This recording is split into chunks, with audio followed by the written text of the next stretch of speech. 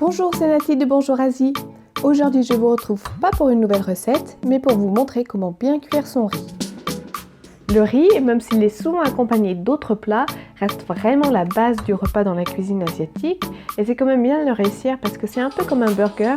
Vous avez beau avoir une super bonne viande, des légumes frais, une sauce maison, si le pain lui n'est pas bon, finalement le burger lui aussi il n'est pas bon. Je vous montre tout de suite comment réussir un bon riz de manière très simple et rapide.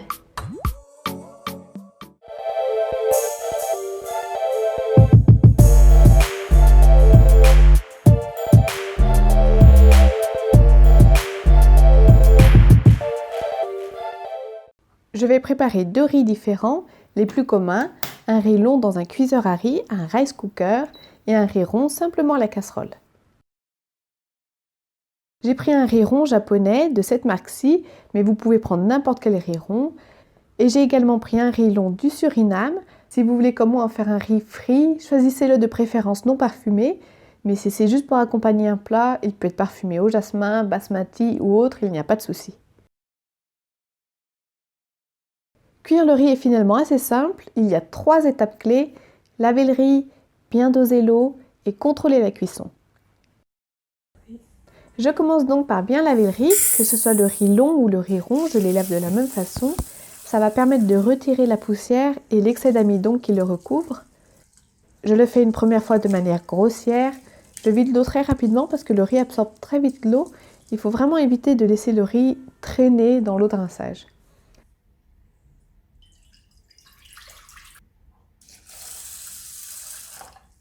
Et puis je le relave cette fois-ci, je cherche vraiment à frotter les grains les uns contre les autres pour bien les nettoyer. Je répète l'opération 2-3 fois jusqu'à que l'eau s'éclaircisse. Vous pouvez laver le riz 2, 3, 4 fois si vous avez le temps, sinon 2 fois c'est déjà pas mal. Du coup je fais la même chose avec le riz rond. Ça va peut-être étonner certains de me voir utiliser autant d'eau pour si peu de riz. En fait l'eau de rinçage du riz est souvent réutilisée pour faire plein d'autres choses. C'est vrai qu'à force de nettoyer le riz, on perd quand même une petite partie des nutriments. Du coup, l'eau de rinçage peut servir de base pour les soupes, les ragoûts chinois, les jjigae coréens pour ceux qui connaissent. Dans ce cas-là, on jette quand même la première eau, on utilise plutôt les eaux suivantes, les plus claires. On peut aussi rincer les légumes ou les poissons dans l'eau du riz, ou même faire la vaisselle avec, ça remplace parfaitement le produit vaisselle. Le riz est lavé, je passe à la cuisson. Je vais d'abord lancer la cuisson du riz long dans le rice cooker. Si vous cuisinez très fréquemment du riz, ça vaut le coup d'avoir un rice cooker, c'est super pratique. Il gère la cuisson tout seul. Vous pouvez conserver le riz au chaud pendant plusieurs heures et le riz reste super bon. Sur les appareils plus sophistiqués, vous avez différents programmes qui tiennent compte de la nature du riz, blanc, complet, mixte. Et c'est très facile à utiliser et à entretenir. Et le top, c'est que le récipient intérieur est marqué de repères pour doser et le riz et l'eau. Donc pour les personnes qui ont toujours du mal à doser l'eau, vous n'avez qu'à suivre les repères et vous avez un super bon riz garanti. Alors bien doser l'eau c'est important, mais c'est vrai que vous n'êtes pas à quelques millilitres près. Même avec un peu trop ou pas assez d'eau, le riz cuit un peu différemment, mais il reste réussi. Pour tous les riz, l'idée est d'avoir en eau 1 à 2 fois le volume de riz. Là j'ai un riz long qui n'absorbe pas beaucoup d'eau et je le veux un peu sec pour l'utiliser comme base dans un riz frit. Je recouvre donc le riz entièrement jusqu'à mi-hauteur de mes phalanges. Et je lance le programme. C'est parti pour une vingtaine de minutes.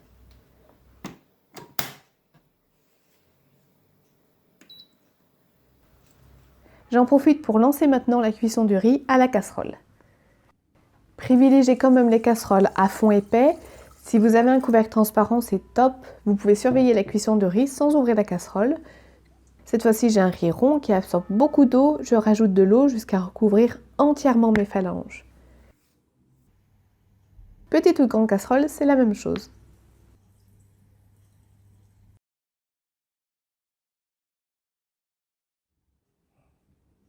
Le riz à la casserole, ce n'est pas plus compliqué. Il faut juste bien rester dans les parages pour contrôler le feu. Le riz se fait donc en 3 étapes. D'abord sur feu fort pour amener l'eau à ébullition. Puis sur feu doux, une vingtaine de minutes, l'eau s'évapore progressivement. Vous allez sentir l'odeur du riz cuit qui se dégage petit à petit. Et enfin, 10 minutes de plus, feu éteint, sans enlever le couvercle. On laisse le riz reposer pour qu'il soit bien cuit de manière uniforme. La chaleur va en fait se redistribuer dans la casserole et cuire encore un petit peu plus le riz. Pendant que je laisse reposer le riz, je vais aller voir le rice cooker. Vous voyez, même avec un tout petit peu d'eau, le riz a bien doublé de volume. Je me retrouve avec un riz long qui est assez sec, les grains se détachent bien, c'est parfait pour un riz frit au wok. Mais vous pouvez aussi le manger tel quel ou pour accompagner un plat tout simplement. Personnellement, j'ai jamais autant mangé de riz depuis que je cuisine asiatique. C'est vrai que le riz finalement c'est très bon pour la santé, on peut en abuser. C'est une céréale qui a de nombreux bienfaits, on la privilégie beaucoup dans les régimes. C'est pas pour rien que les stars hollywoodiennes font des régimes à coups de bibimbap et de kimbap. Mais c'est aussi un super allié dans les régimes sans gluten. Autant le riz en rice cooker peut être préparé en avance, il reste vraiment très beau jusqu'au moment de le servir. Autant le riz fait à la casserole, quand il est cuit, il est prêt pour être servi tout de suite.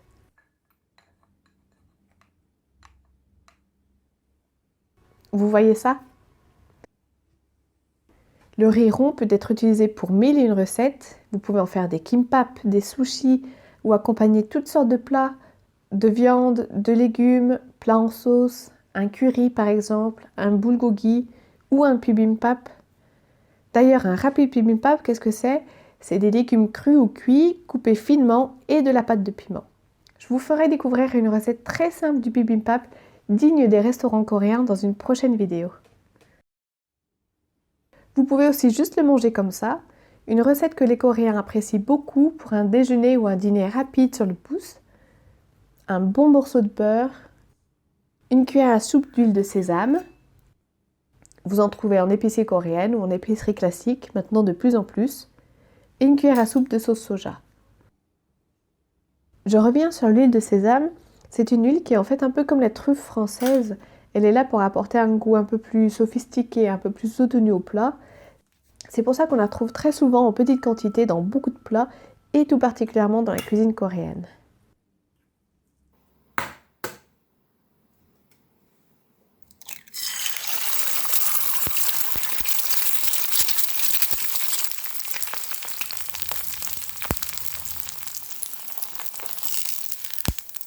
À ça, je rajoute un œuf frit et le tour est joué.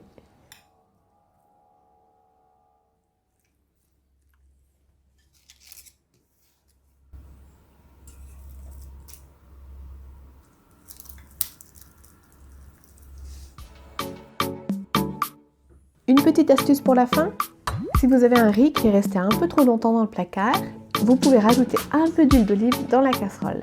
L'huile va enrober les grains de riz et apporter un goût un peu plus prononcé. J'espère que cette vidéo vous aura plu et je vous dis à très bientôt pour une nouvelle recette. En attendant, bon appétit!